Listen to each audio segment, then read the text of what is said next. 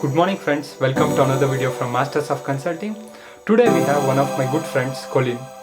So let's hear from him about his journey towards Germany. Hi Colin, welcome to Masters of Consulting.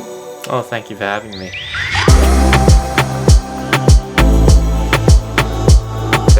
So I'm Colin from Australia. I come from a, I guess like a countryside town though called Perth though, which is on the west coast of Australia, which isn't very well known to I guess people outside of Australia. My journey to Germany though was a strange and chaotic one, starting from working a holiday visa through to a freelance visa through to a general working visa and now a blue card and hopefully permanent residency soon.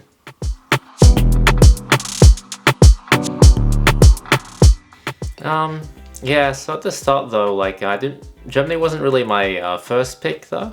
I was thinking about going to like an English speaking country though, since I speak English.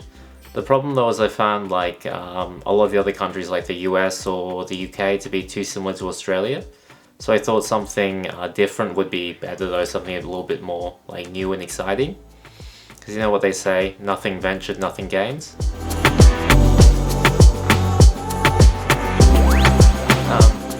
So when I first arrived in Germany, I actually came on a working holiday visa. So at least the process from Australia to Germany is quite simple. You fly in though, you get like an automatic tourist visa, then you just fill in some application forms for the working holiday visa, which is granted for like a year. After that, I decided to go on a freelance visa, which gave me a bit of flexibility. After I had like a full-time job offer, I was able to switch to a general working visa, then later to a blue card. After the blue card, since I've been here for a while, I'm planning to apply for the permanent residency.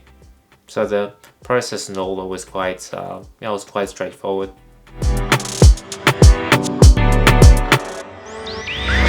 When I first arrived in Germany, it was really a different experience. I came in must have been in January 2015. When I left Australia, it was plus 41 degrees. When I arrived in Germany, it was like -5. I remember just looking outside with the snow and the ice and going, oh wow, this looks bad. After it started warming up though and things started getting a bit warmer and happier, I ended up settling in quite well.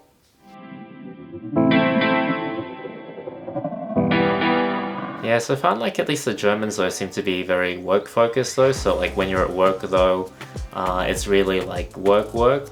I don't know, I feel like the Germans can be kind of robotic sometimes. So they come in though, they just work silently through the day and you're finished. In Australia, it's a bit more chilled and relaxed, on the sense that people come in, they make friends though. On Fridays you have a barbecue and a beer. Here it's really very professional work, and there's at least a very strict separation between professional and personal life, which is very different to, I guess, the culture in Australia.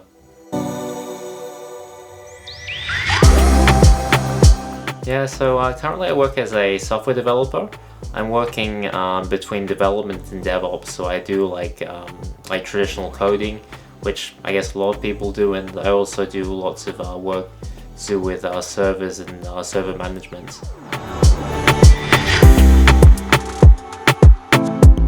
At least for general development, it's quite common though, but at least with DevOps, so I feel it's really unexplored territory. I feel a lot of the traditional developers though don't like touching it, and a lot of the other fields really don't like it. So if it's something that you're passionate about though, I feel it's quite still an unexplored area or unexplored field though that could be still exploited.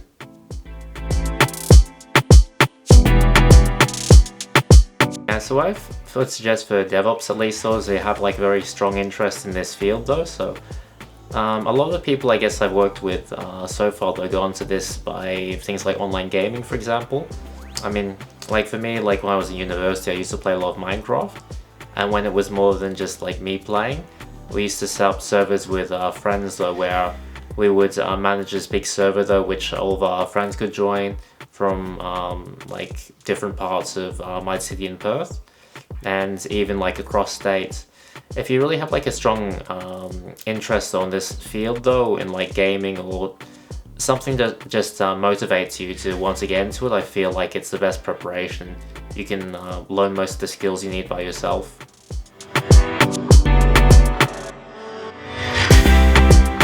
No, for me though, I think it's actually going to be increasingly important. Having microservices though, you have more services deployed though, so the roles between like infrastructure and development though will be increasingly intermixed, in the sense that DevOps as a field though would become more important though for just general developers. Having just some basic knowledge would be like extremely useful for a traditional developer.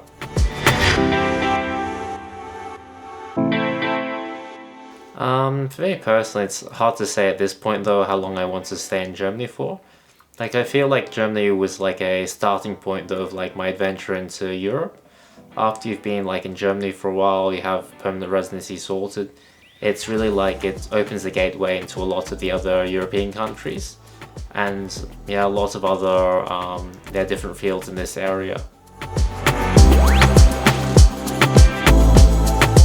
I find like the German social security system here is quite useful. Like, if you've been working for a little while though, so like over a year or so, you can get up to a year of like unemployment money. So imagine that you've been working a job full time and suddenly you've been made redundant, or some other reason, like you've been fired. The German government will actually provide you up to something like 60% of your net wage that you were earning prior to being fired. And even like with this whole corona situation right now, the government provides this thing called Kurzarbeit, which allows people without work that would normally be fired to remain employed at a lower salary. So I find at least the German social security system here is quite stable, so yeah, it's quite good.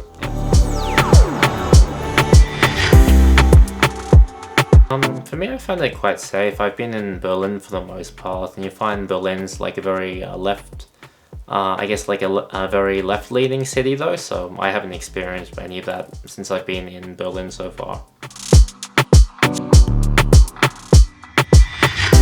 So with the permanent residence though, if you've been working in Germany for a certain amount of time, so up to 33 months normally, you can get the German permanent residence, which allows you to stay in Germany indefinitely and also grants you work rights though to other European countries. However, if you do have B1 German, you can get that reduced down to something like 24 months or even shorter possibly. Yeah, it just depends on like how motivated you are to get it.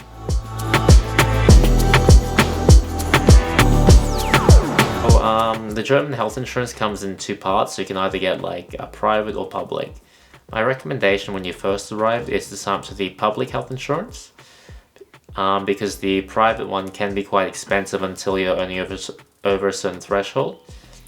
The second thing to that though is if you do sign up to the private health insurance, it can be difficult to get back onto the public one. So just pick private at the start though, and do some more pick public at the start, and try to read up about private, and if it's really like in your best interest to switch.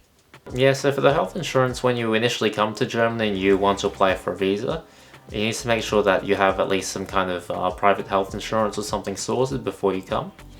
That basically means that if you get into some kind of a serious accident, it's covered, because you won't, I guess prior to coming to Germany, you won't be on the German health insurance system yet. So it's very important that it's all sorted at least before you come. Yeah. No, the big problem with staying in Australia though is Australia's a big island though that's close to nothing. At least with Germany though, it's like it's a central hub. It's like right in the middle of Europe. So if you want to explore other European countries or do like say like a weekend trip to Poland or to Sweden for example, it's quite doable. You can do things like, I mean, I went through all of Scandinavia for example. I was on like a cruise liner. You can take like these 20-euro flights to somewhere like Barcelona for a weekend. There's really like a lot to do and explore here. Yep, so for people coming to Germany, what I would suggest when you first arrive though is like really Like if you come from like a city though and you've only like made friends in like say high school and university, I would say like try to just get out and learn how to meet people, learn how to make friends. Just go out to a bar though, meet people, or I don't know, even find like a common interest or hobby.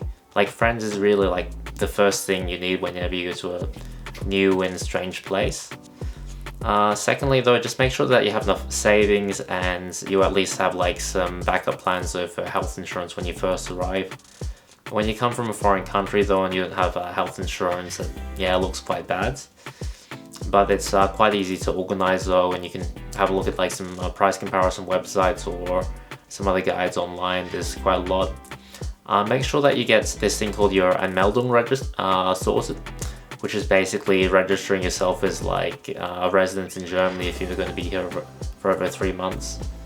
Other than that though, the rest of the process like bank, telephone should be quite straightforward.